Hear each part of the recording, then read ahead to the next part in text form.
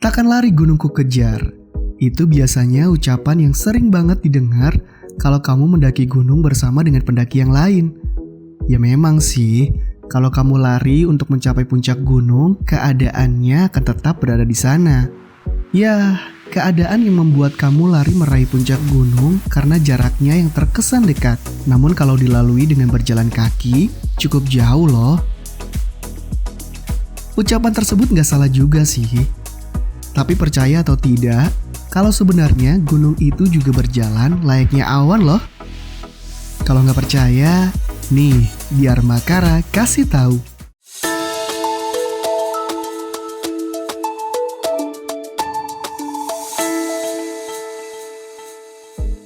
Pertama-tama, kita perlu memahami bahwa gunung bisa dikatakan sebagai pasaknya bumi. Mengapa demikian? Melalui ilmu geologi dan penelitian para ahli, diketahui bahwa bumi memiliki ketebalan sekitar 3.750 mil dari inti bumi hingga permukaan bumi. Dari ketebalan tersebut, bagian kerak bumi hanya memiliki ketebalan sekitar 1-30 mil. Dengan struktur ini, maka kerak bumi memiliki kemungkinan besar untuk bergerak yang dapat menimbulkan getaran atau bergoncang. Secara ilmiah, untuk mengurangi atau menghambat adanya pergerakan tersebut, maka terjadilah fenomena pelipatan kerak bumi. Ilmu pengetahuan modern kemudian menemukan bahwa jalur pegunungan yang terbentuk dari fenomena lipatan tersebut berperan penting untuk menjaga stabilitas kerak bumi dari goncangan. Penjelasan ini sesuai dengan gambaran yang disampaikan Dr. Frank Press, seorang ahli geologi yang pernah menjadi Presiden Akademi Sains di Amerika Serikat. Ia sebagai salah satu penulis buku Earth dan menggambarkan dalam tulisannya bahwa gunung berbentuk seperti pasak. Permukaan gunung yang dilihat manusia dan menjulang ke permukaan tanah hanya sebagian kecil dari keseluruhan gunung. Bagian gunung yang lain, yaitu akarnya, tertanam di dalam bumi. Lalu bagaimana kalau gunung itu sebagai pasak bumi, tetapi dia bergerak? Wah, bisa kita bayangkan ya, seperti rumah yang memiliki fondasi yang tidak kuat. Tentunya rumah tersebut akan roboh, bukan? Menurut sudut pandang sains, sebuah gunung terbentuk dari gerakan tektonik lempeng, gerakan orogenik, atau gerakan epirogenik. Pergerakan-pergerakan bumi, lempengan bumi, dan semua benda-benda di atasnya tentu menimbulkan berbagai perubahan, baik pergerakan cepat, sedang, maupun pergerakan lambat yang tidak disadari manusia. Perubahan dinamis itu menyebabkan terjebaknya endapan-endapan yang diperlukan manusia, seperti mineral, air tanah, energi fosil, dan sebagainya.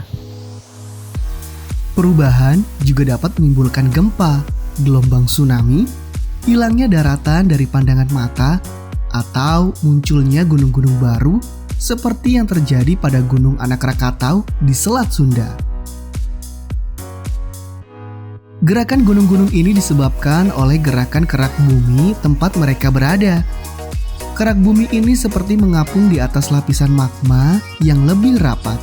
Pada awal abad ke-20, untuk pertama kalinya dalam sejarah, seorang ilmuwan Jerman bernama Alfred Wegener menemukan bahwa benua-benua pada permukaan bumi menyatu pada masa-masa awal bumi terbentuk, tetapi kemudian bergeser ke arah yang berbeda-beda sehingga terpisah ketika mereka bergerak saling menjauhi.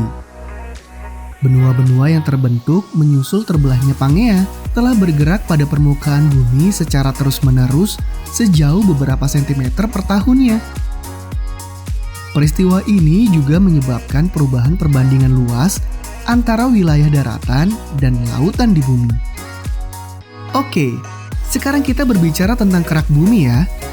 Kerak dan bagian terluar dari magma dengan ketebalan sekitar 100 km terbagi atas lapisan-lapisan yang disebut dengan lempengan. Terdapat 6 lempengan utama dan beberapa lempengan kecil. Menurut teori, yang disebut dengan lempengan tektonik adalah lempengan-lempengan ini bergerak pada permukaan bumi, membawa benua dan dasar lautan bersamanya. Pergerakan benua telah diukur dan berkecepatan 1 hingga 5 cm per tahun. Lempengan-lempengan tersebut terus-menerus bergerak dan menghasilkan perubahan pada geografi bumi secara perlahan setiap tahunnya. Misalnya saja Samudra Atlantik yang menjadi sedikit lebih lebar. Para ilmuwan menyebutnya dengan istilah continental drift atau gerakan mengapung dari benua. Nah, sekarang kamu sudah tahu ya apa yang menyebabkan gunung-gunung dapat bergerak. Jadi, beritahu teman-teman kamu agar teman-teman kamu juga tahu informasi menarik seperti ini. Tentunya, segala sesuatu yang belum kamu ketahui, Makara kasih tahu.